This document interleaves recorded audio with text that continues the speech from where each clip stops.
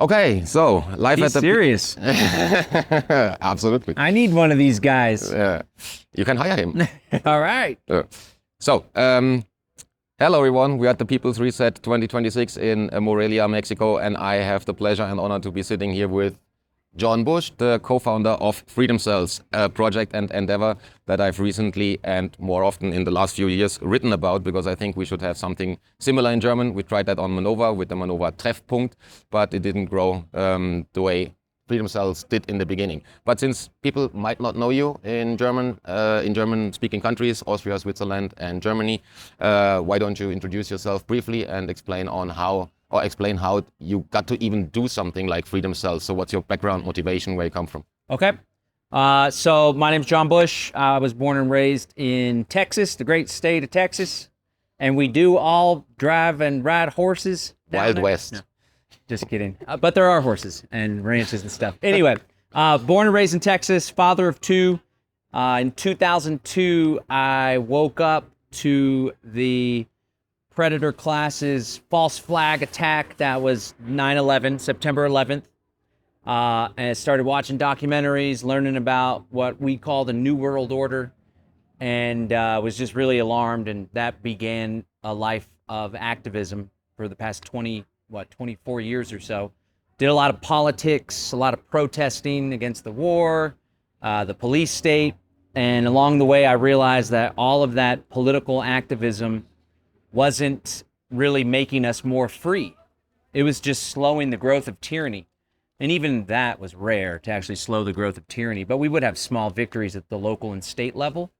But that wasn't satisfying, because what I wanted to have was freedom, like to be left alone by government and big tech and all sorts of mega corporations and such. And I realized that there's a lot of people that were starting to learn more and more about voluntarism or anarchism, the idea that we can have human relationships without coercive, centralized structures like a government.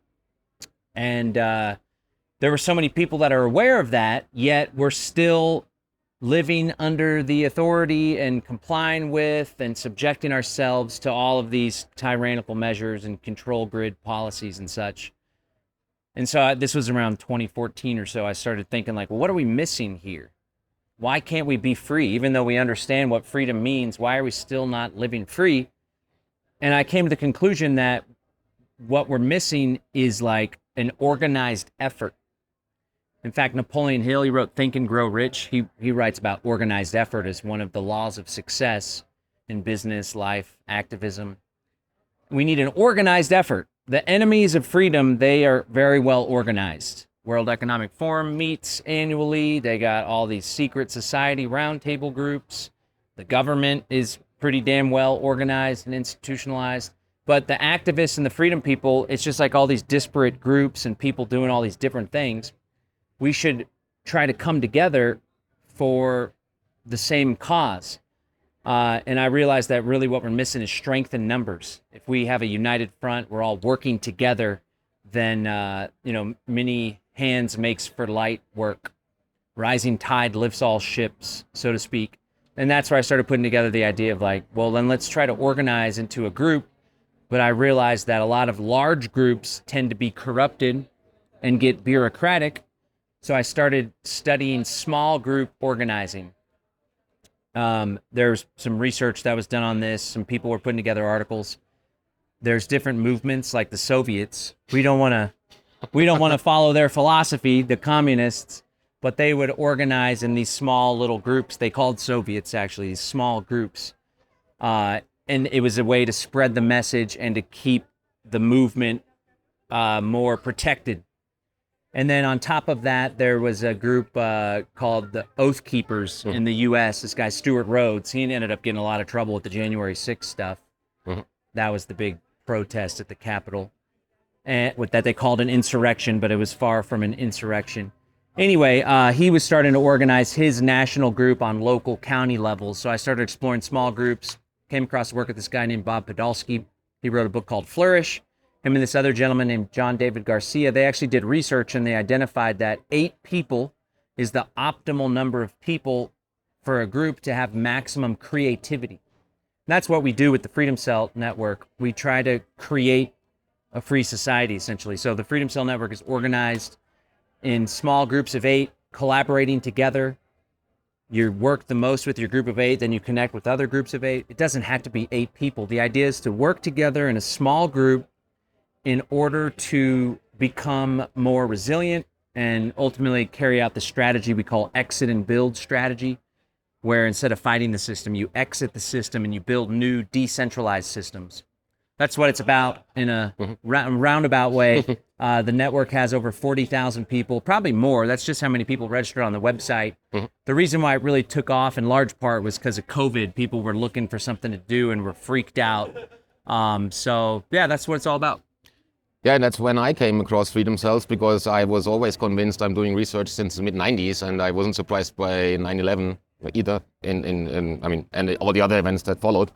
But there was no structured approach of bringing people together in the analog world. There was a lot of stuff like platforms and forums and stuff where you can actually find people that live 1,000 kilometers away, or 1,000 miles away. Yeah. Doesn't help though. You need to have, like you said, maybe a group of 8 to 10 or so with mixed skills that can actually do something and activate the surroundings, the village you live in, the town you live in, where you can actually do something and build that society.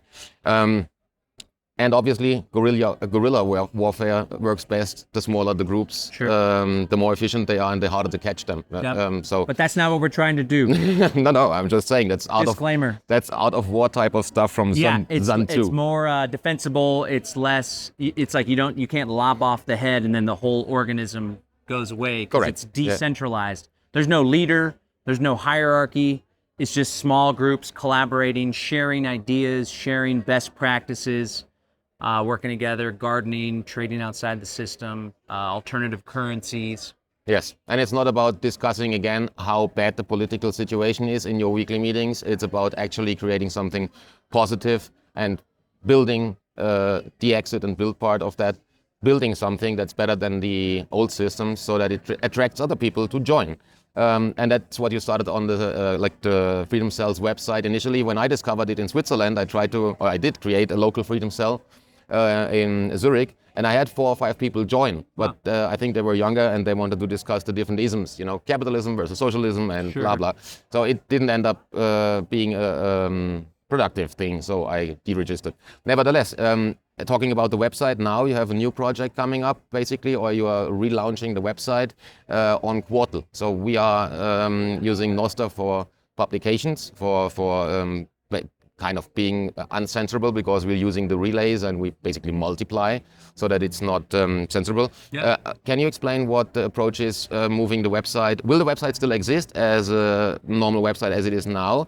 Or what is that Qortal project about? How can people that are not that tech savvy, like we are maybe in some way or form, approach this? Or what is the sales elevator pitch for the Qortal part of Freedom Cells going forward? So Freedom Cells is an idea, and the idea is like meet people in your local area and collaborate with them with a solutions focus. So I appreciate you recognizing a lot of people just want to talk and debate and complain. Yes. Which I understand that's easy, and maybe we feel good about ourselves because we know stuff, and a lot of times people don't want to work. Maybe that's not the case with the Germans. You guys work hard, it seems. We do. This guy especially. The cameraman. I still don't know about this guy. I do think that most of the German audience thinks that they don't understand how much output I can create in such a short amount of time. So I'm working a lot. It doesn't look as if then, but yes, we work a lot. But but a lot of people don't want to work. Yes. Germany, the US, wherever. They're consuming the stuff on alternative media channels, but they're still sitting on the couch, basically. Yeah, and they feel like it's activism to share articles in a Telegram group. And so the Freedom Cells Network is let's just assume that we all know what the problem is. Even if we don't agree exactly on this or that, or ism versus that, we know that we should be growing food. We know that we should be connecting with each other in person. We know we should be trading with alternative currencies. So I appreciate you recognizing that. So there's a website, freedomcells.org, and that website really serves as a tool to help connect people so you can find folks in your local area. There's a map functionality where you can put your address, but don't put your home address, put like a coffee shop down the street or the park that you meet at or something like that, the local meeting place, just for security purposes, privacy purposes. The website's great, and it's really served its purpose. That being said, it's kind of been like a thorn in Derek's side for a while. And then I took over leading the website with trying to use the team for my business to help supplement the website. So sometimes it has bugs here and there, some little issues, but it works for the most part. So the intention is to keep the website, especially older folks that may struggle with cryptocurrency. But there's this new thing that's happening, like right now. We're collaborating with Qortal. Qortal's a decentralized layer 1 blockchain project. That means it's its own cryptocurrency. It's not like a token or some side project to another cryptocurrency like Ethereum. It's its own decentralized cryptocurrency. Has some pretty innovative consensus mechanisms, how you verify the transaction, make sure that there's not coins being created out of thin air. And they do more than just a currency. In fact, the currency is not even really the main use. Yep. It's a utility token, so you get rewarded for doing certain things. And one of the things that they're aiming to do is help incentivize people to create a parallel internet structure where you connect through a series of nodes. I don't know if it's like Wi-Fi routers or what. I don't know exactly what the tech that they use, but that's part of the project. There's also a decentralized video hosting platform now, which is pretty cool. And so Derek and the Qortal guys, Mike Winter and Jason Crow, have been collaborating and just recently launched an effort to bring the Freedom Cell infrastructure, the whole function of connecting and finding other people, to the Qortal platform, which in many ways, for now, it's a little couple more steps, but it's much more resilient. So thank God right now it's not the case that the Freedom Cell's website's been they've tried to take it down. Yep. It's a struggle. Oftentimes we think that the predator class has more power than they really do. We got like a pretty revolutionary thing with the Freedom Cell network, and it like grew into like a thing. Like it's global now, Yep. But they're not like coming to attack us or like take me and Derek out or shut the website down. That being said, we all know where things are going, right? And in some countries, I have it good in Texas. We got a lot of freedom in Texas. We carry firearms and all sorts of stuff. It's beautiful. Some countries are going down fast, like the UK. UK is crazy. Yeah, and the European Union is more advanced in a lot of this stuff than other places. Same thing in the US, like San Francisco, all the places that you used to work and visit, San Francisco, New York City, Massachusetts, they're a lot more far gone. But nonetheless, we're trying to anticipate problems before they happen, so we're not caught with our trousers down. Yeah. So that's the partnership with Qortal. It's taking the connectivity aspect and meeting other people and having a social site, not to share pictures of your dinner, but to connect with other people and to go work and meet in real life, taking that infrastructure and putting it on a decentralized blockchain that can't be shut down because, much like Nostr, it's hosted through a series of nodes that are decentralized and distributed all across the world. So there's a process. I don't know if you can share a link. Can you share a link? Yeah, we can, sure. There's a link that you can go to that has a really, really good guide on how to set up Qortal. So you download a node, and that has this application, this software that you can access not only the new Freedom Cells app that's being created, but also all sorts of other cool tools and connect with other people and get some Qortal. You're even given some Qortal because it's necessary to create your username and stuff.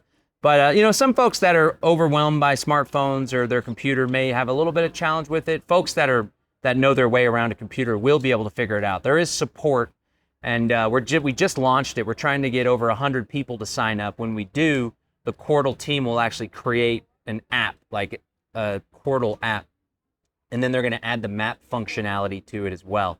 So it's a big endeavor, and people can support that effort by joining.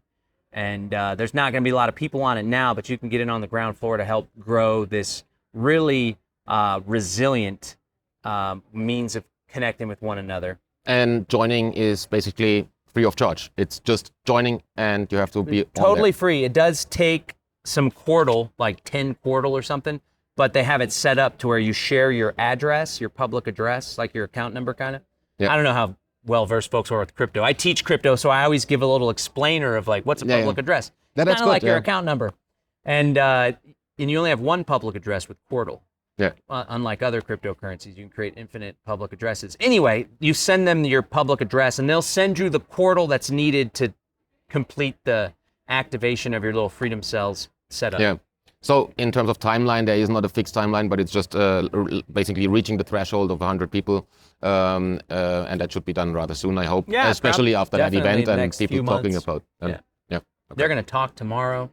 We did a live stream. It was our 14th or 16th International Freedom Cells call, and we got 40 people to sign up or so. So I don't know how many are now. There's probably 50 or 60. Yeah. But we're right there at that 100. And the cool thing too is there's 40,000, maybe 44,000 people that have signed up on the Freedom Cells website. Now, mind you, it's a good marketing thing to say 40,000 people all across the globe, but a large majority of those 40,000 people are not active. Yeah. Some people signed up and then they're like, there's nobody in my area. This is a bust. And that's it. Derek said it was this cool thing.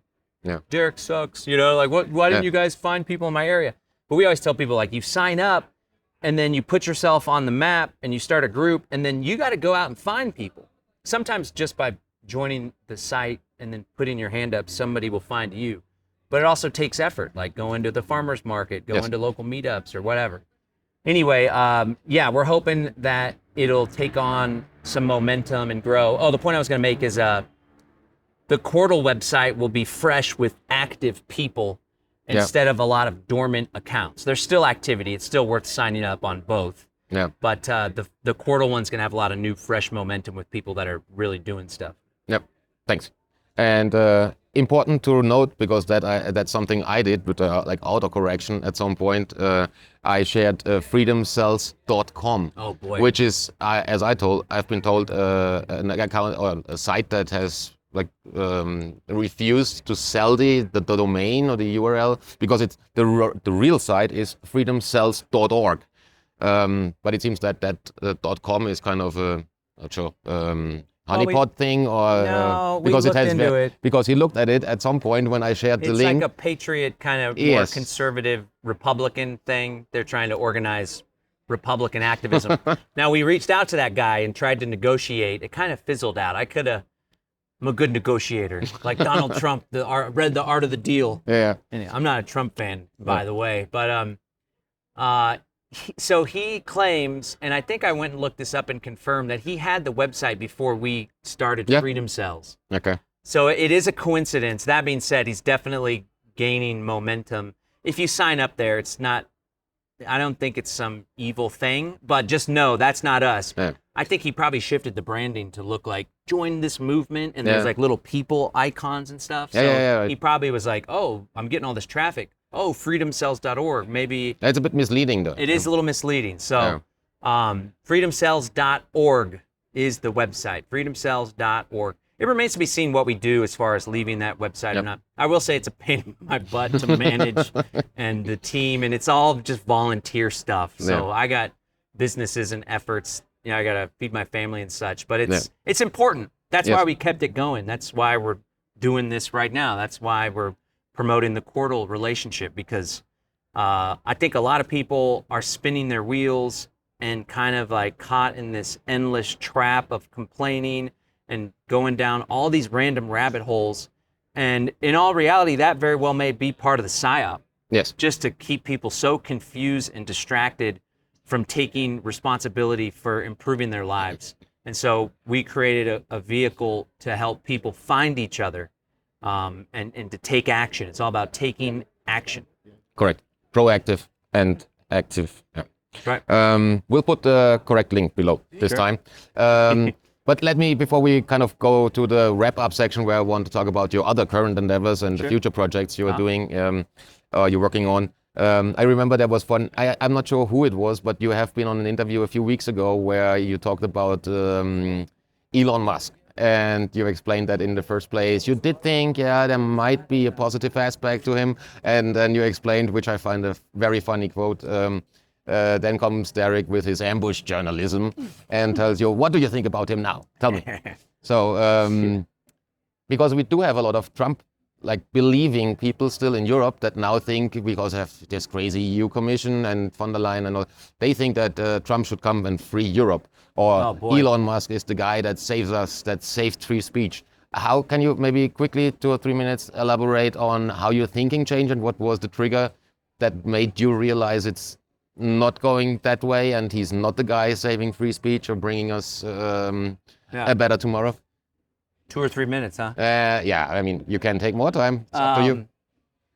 Okay, there's a lesson I want to share because I know there's a lot of right-wing, as we call them, movements that are growing in Germany. In the entire Europe, Italy, in all of everywhere. Europe. Yeah. And, well, Germany has a rich history of right-wing movements, it has, right? yes. Maybe we're not allowed to say that. You are allowed. Okay. I wrote articles about it because it was US funded or Britain funded a lot of that. Oh, yeah, there's a great research, this guy named Anthony Sutton called Wall Street and the Rise of Hitler and the Rise of the Bolshevik Revolution. Yes. Not that that's the sole creation, but they definitely seize an opportunity to take advantage and to make money and control. Yeah. And then they they wanted to install a dictatorship first in the US until Smedley Butler came along and exposed the whole thing. So this guy's well researched. So okay, so let me share the lesson first so I don't forget it. No, make sure I share the lesson for the right-wing movements. I was a fan of Elon Musk at first, in large part because I'm an entrepreneur. I'm still a fan as far as learning from him as when it comes to doing big things. Like a lot of people in our movement are so disempowered. We're just like in victim mode. Mm-hmm. Oh, the big government and the EU and the New World Order. Meanwhile, like they're just advancing the ball towards tyranny and technocracy and all this control, when we need people to step up and do big, grand things and do big, grand ideas. And so that's something that I am inspired by, that like Elon Musk is building all these giant rockets and this massive car company. Me and my ex-wife had Teslas too, so they're awesome cars to drive without a doubt. But I was mainly a fan because of the entrepreneurship, the lessons. A lot of people think that he got all of that from government subsidies. There was barely any government subsidies compared to his competitors. The dude's like a hardcore, committed, brilliant entrepreneur and engineer. That being said, I knew that he was in bed with government, launching spy satellites, contracts with the Department of Defense, but I always justified it in that I thought like, okay, well, his number one mission in life is to make humans a multiplanetary species and to settle Mars and beyond with his SpaceX and his ambitions. And he's like Machiavellian, the ends justify the means. So I gotta be in bed and be close with these guys or they're not gonna let me launch my rockets and approve all my permits and stuff. They're gonna give me problems, which the Biden administration did for a little while. And so I thought he was like a maverick independent, like one of the world's most rich and powerful people. He's got his own power and he's not controlled by anyone. Mm-hmm. And then whenever the Gaza genocide, that's what I call it, a genocide. It is. I'm in good company. The Gaza genocide kicked off and like somebody posted some stuff on Twitter in opposition to Netanyahu or something, I don't know. Something barely anti-Semitic, maybe just critical. I don't even remember what it was. And he like retweeted it or commented. Yeah. And it turned into this huge flame thing. And then he went on an apology tour, kissing the ring of Netanyahu and like kissing his ass, seeing all the October 7th massacre sites and all sorts of stuff. And then he started like supporting Israel more and more. And then I was like, oh, wow. That was a big eye opener for me because being in the conspiracy world since 2002, there's always folks that are like, it's the Jews are behind it all, the Jews control everything. And I don't want to say the Jews, that's what people say, the Zionists, to be very specific. I don't like to generalize groups of people, but the Zionist movement is very particular and they are doing some very ugly things. And it's historically provable. I did an article recently on the Arab problem, which goes back to 1850 and Moses Hess and all the other guys. It's very openly documented that they didn't have anything to do with religion, but it was like imperialism and fascism in the end. And then I don't know if there's like some synagogue of Satan stuff in the Bible, like you don't know. Deeper, dark shit. And then of course Rothschild and the Balfour Declaration. so that was a big eye opener, and then I came to realize, like, wow, maybe Israel really does have way more influence than I ever gave them credit for. And then started to realize, like, oh, well, they're able to get away with so much because of the Epstein brownstoning, like where they blackmail people, put them in touchy situations, and of course that's like a Mossad operation. The researcher Whitney Webb shows that. Anyway, so that was an eye opener of Elon Musk. Then I started to see, like, okay, now he's in bed with Trump. And this whole Department of Government Efficiency thing is really just a shield for accelerating technocracy by integrating all of the government databases and implementing artificial intelligence. AI is just soaking up so much mass volumes of data, everybody's posts in real time on X. And of course, Derek did an interview with me, and he's like, so tell us about Elon Musk. I understand that you're a fan of his, and now maybe that's not. It was an ambush thing, because he would always we would butt heads, because he thought I was a total ass clown for even speaking favorably about Elon at all. Yeah. So I will say, though, I still study Elon and Jeff Bezos and Steve Jobs in depth, the late, great Steve Jobs of Apple. These guys accomplish huge things, and there's so much we could learn about doing big, amazing projects and finding success in that area. Not the technocracy, not all the bullshit, but like how to get stuff done. So there's that piece. And then here's my little advice for movements like that, whether it's left-wing or right-wing. There's a tendency to get caught up in a reactionary paradigm where our mission is defined by that which we stand in opposition to. Yes. So a mission and a movement should have its own principles, and it should stick to those principles and goals no matter how the political pendulum swings. And so the predator class, the oligarchs, multinational corporations, Klaus Schwab's, whatever, the New World Order, United Nations, they're deliberately fomenting these mass immigration pushes, the destabilization, the minimizing the importance of Western culture, which is a very beautiful thing, right? And it has a lot of blemishes throughout history, but it also has produced so much peace and order. Yes. In a good way. There's a lot of ugly order too when it goes authoritarian. Yes. But there's a lot of people in the US too that get caught in this reactionary paradigm where they're turned against an enemy and they see other human beings as the other, and then all of a sudden, when the regime becomes authoritarian, they excuse that behavior because the regime is being deployed against what they see as their enemy. This is all completely manufactured, and there are people that see they have one layer. There's layers, just like there's layers to self-growth. There's layers to the conspiracy. So there's some people that see the layer of the immigration is manufactured to destroy Western culture and destabilize our countries to centralize power through the EU or whatever.